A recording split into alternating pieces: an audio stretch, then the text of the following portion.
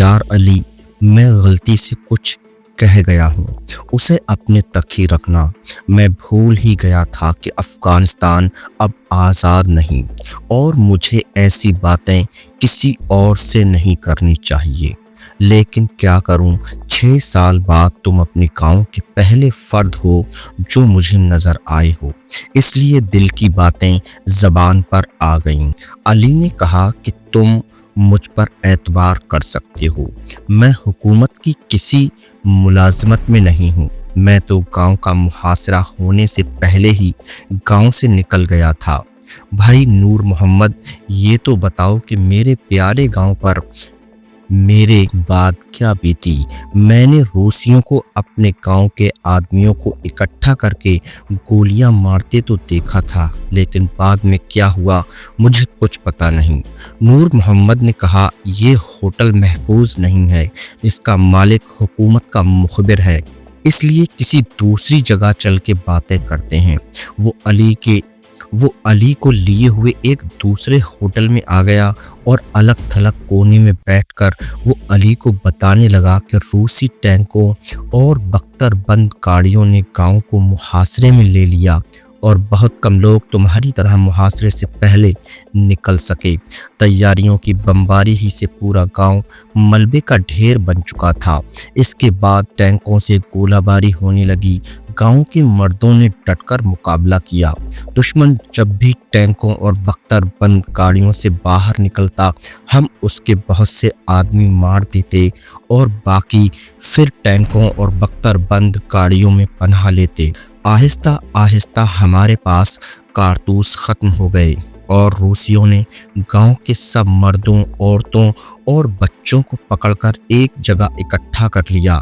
जख्मियों को अलहदा करके उनको ज़मीन पर लिटा दिया और फिर उन पर टैंक चढ़ा दिए और दूसरों को गोलियों से छलनी कर दिया। गांव को आग लगाकर सारी लाशों को आग में फेंक दिया। रूसी अफगान फौजी अफसरों में एक मेरे वालिद का दोस्त था। उसके कहने पर हमारे घर को छोड़ दिया गया। वो फौजी अफसर मुझे अपने साथ ले आया और यहाँ इंटेलिजेंस में भर्ती करा दिया। अली इस बात पर चौंका कि नूर मोहम्मद का ताल्लुक इंटेलिजेंस से है। नूर मोहम्मद ने बात आगे बढ़ाते हुए अली से कहा कि तुम किसी किस्म की फिक्र न करो। मैंने आज तक किसी बेगुनाह को नुकसान नहीं पहुंचाया। मैं जानता हूं अफगान हुकूमत की इंटेलिजेंस अफगान अवाम पर कितना जुल्म कर रही है, लेकिन तुम्हें मुझसे डरने की कोई ज़रूरत नहीं।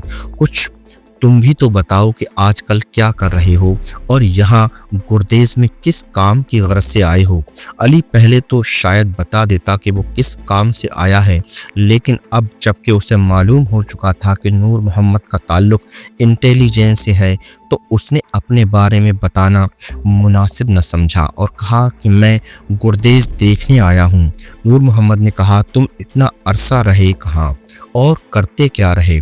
अली सोचने लगा कि मैं उसे क्या बताऊं, मगर बताए बगैर चारा भी न था। झूठ से भी बचना था और सच भी नहीं बोला जा सकता था। इसलिए उसने कहा कि भाई नूर मोहम्मद, तुम मुझसे बड़े हो, इसलिए जानते ही हो कि जब एक आदमी का घर न रहे तो वो कहाँ जाता है। अफगानिस्तान में पहाड़ हैं या फिर शहर। पहले पहाड़ों पर घूमता रहा और अब इस शहर में हूँ। नूर मोहम्मद अली की बात सुनकर मुस्कुराया और कहा, तुम सही बात नहीं बताना चाहते, तुम्हारी मर्जी, लेकिन मेरी एक बात याद रखना कि शहर में अजनबी लोगों पर कड़ी निगरानी रखी जाती है। मुहतात होकर रहना।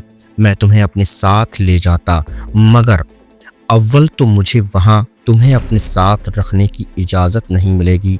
दूसरे, जिस काम के लिए तुम आए हो मुमकिन है वहाँ रहकर न कर सको। अली को शक हुआ कि नूर मोहम्मद को शायद पता चल गया है कि मैं किस सिलसिले में आया हूँ, या फिर मुझे अपनी बातों से घेर कर असल बात उगलवाना चाहता है। लेकिन अली ने अपने दिल में फैसला कर लिया कि मैं मज़ीद कुछ नहीं बताऊँगा। नूर मोहम्मद अली को एक दफ़ा फिर मुहतात रहने की तलकीन करके चला गया। अली ने अपने क़याम का फ़ैसला उसी होटल में किया जिसके बारे में नूर मोहम्मद ने बताया था कि हुकूमत کہ मुखबिर का है और वहाँ इंटेलिजेंस के बहुत ज़्यादा आदमी आते हैं।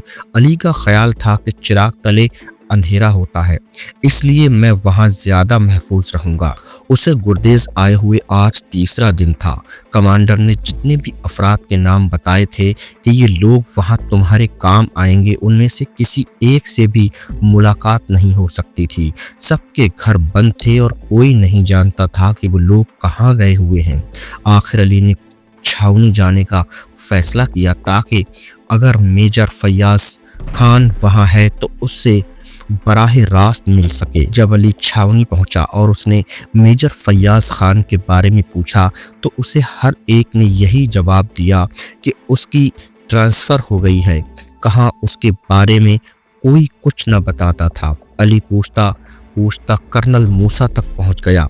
कर्नल मूसा ने अली का सर से पांव तक जायज़ा लिया और अली से दर्जन से ज़्यादा सवाल कर दिए। तुम कौन हो, कहाँ से आए हो, मेजर फैयाज से क्या रिश्ता है, क्यों मिलना चाहते हो, वगैरह वगैरह।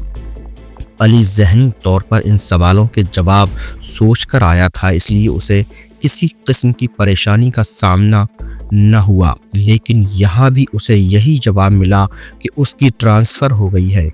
जब अली ने पूछा कि कहाँ ट्रांसफ़र हुई है तो जवाब मिला कि चूँकि जंग लगी हुई है इसलिए मालूम नहीं वो इस वक्त किस महाज पर है। वो छावनी से भी नाकाम वापस लौटा। अब सिर्फ एक ही फर्द रह गया था जिससे पता चल सकता था कि मेजर फैयाज कहाँ है। वो था अब्दुल करीम। आखिरकार अली ने अब्दुल करीम का घर ढूंढ ही निकाला। अली ने अब्दुल करीम के घर का दरवाज़ा खटखटाया तो अंदर से एक बूढ़ी औरत की आवाज़ आई, कौन है? अली ने सलाम अर्ज़ करने के बाद बताया कि अम्मा, मैं अब्दुल करीम साहब से मिलना चाहता हूँ। बेटा अंदर आ जाओ, इस घर में मुझ बुढ़िया के अलावा और कोई नहीं है। अली अंदर चला गया, दोबारा सलाम किया। अब्दुल करीम की वालिदा 60 साल से कुछ ज़्यादा ही उम्र की होगी। अली ने अब्दुल करीम के बारे में पूछा तो उसने बताया कि 2 माह से ज़्यादा अरसा हो गया है तो घर नहीं आया। मैंने उसके सारे दोस्तों से पूछा मगर किसी को कुछ पता ही नहीं।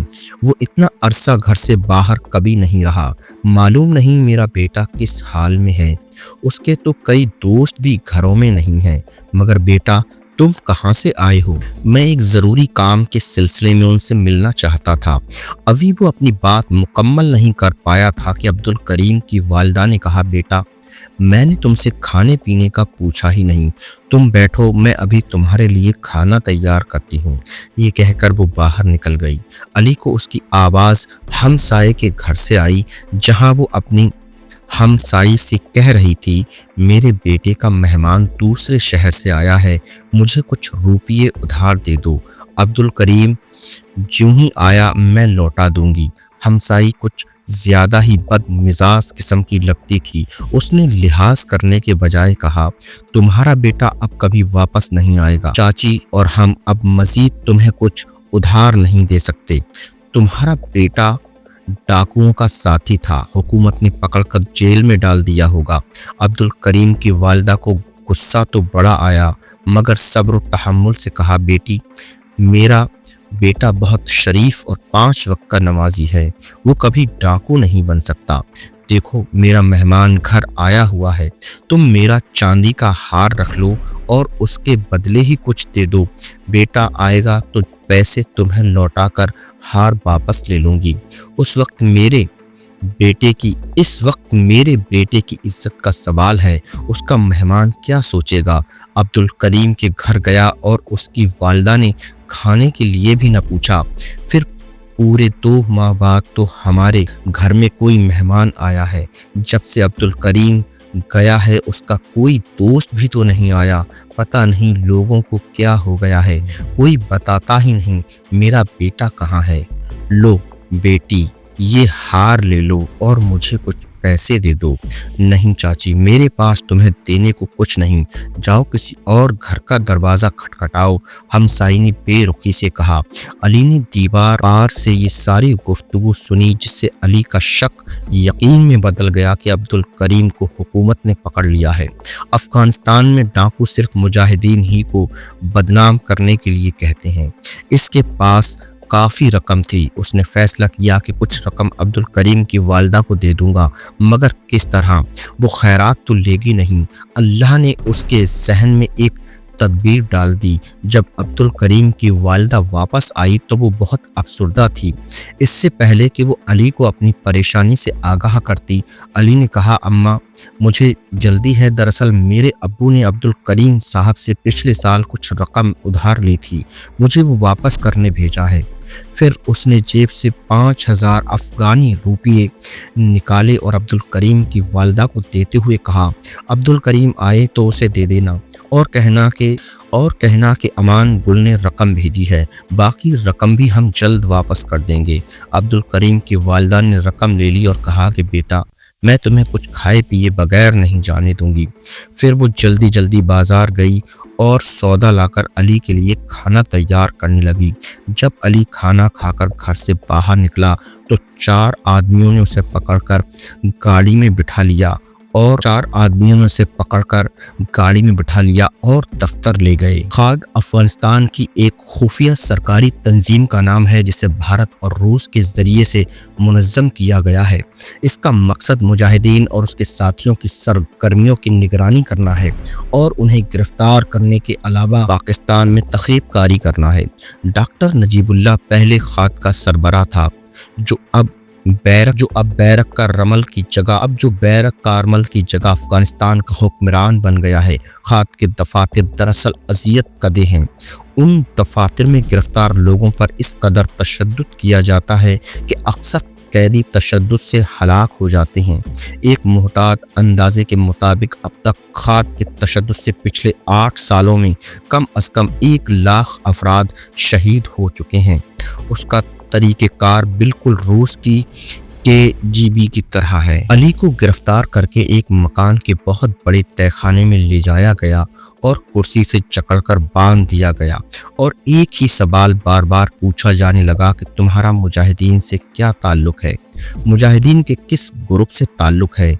मुजाहिदीन के मराकज़ किन किन पहाड़ों में हैं? तुम गुर्देज़ किस मिशन पर आए हो?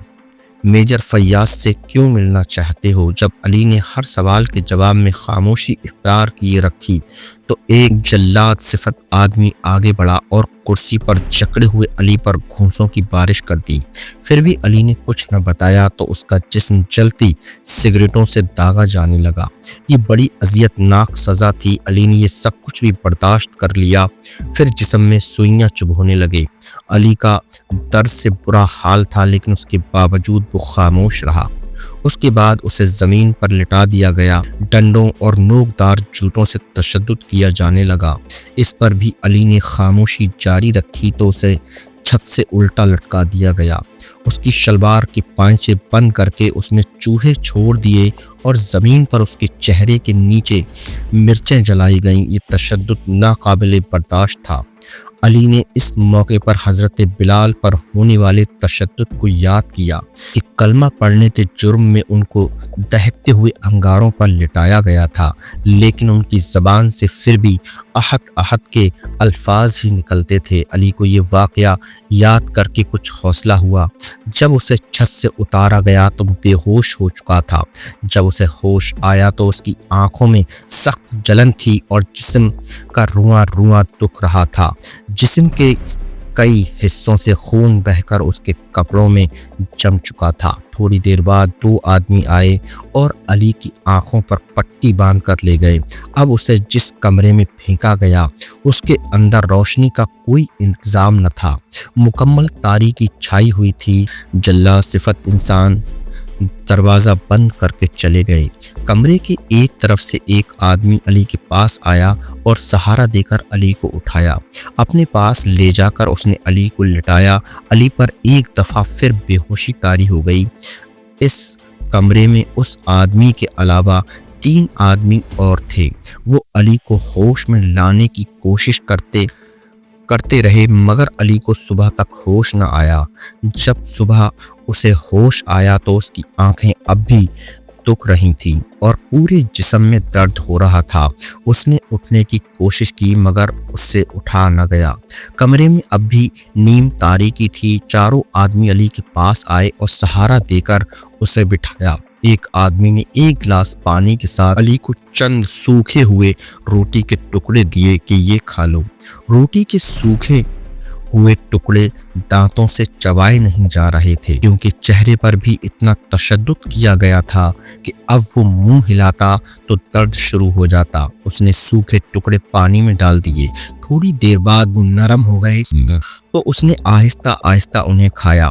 फिर उस आदमी ने अपनी जेब से एक टिकिया निकाली और कहा कि खा लो, दर्द कुछ कम हो जाएगा। आधे घंटे बाद अली को दर्द में कुछ कमी महसूस हुई तो उसने कमरे में मौजूद आदमियों से पूछा, आप कौन हैं और मैं कहाँ हूँ।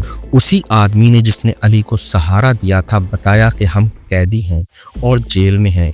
तुम भी जेल में हो मगर ये तो बताओ तुम्हारा जुर्म क्या है। मेरा इसके सिवा कोई जुर्म नहीं कि मैं खुदा का नाम लेता हूँ और अब अफगानिस्तान में यही सबसे बड़ा जुर्म है।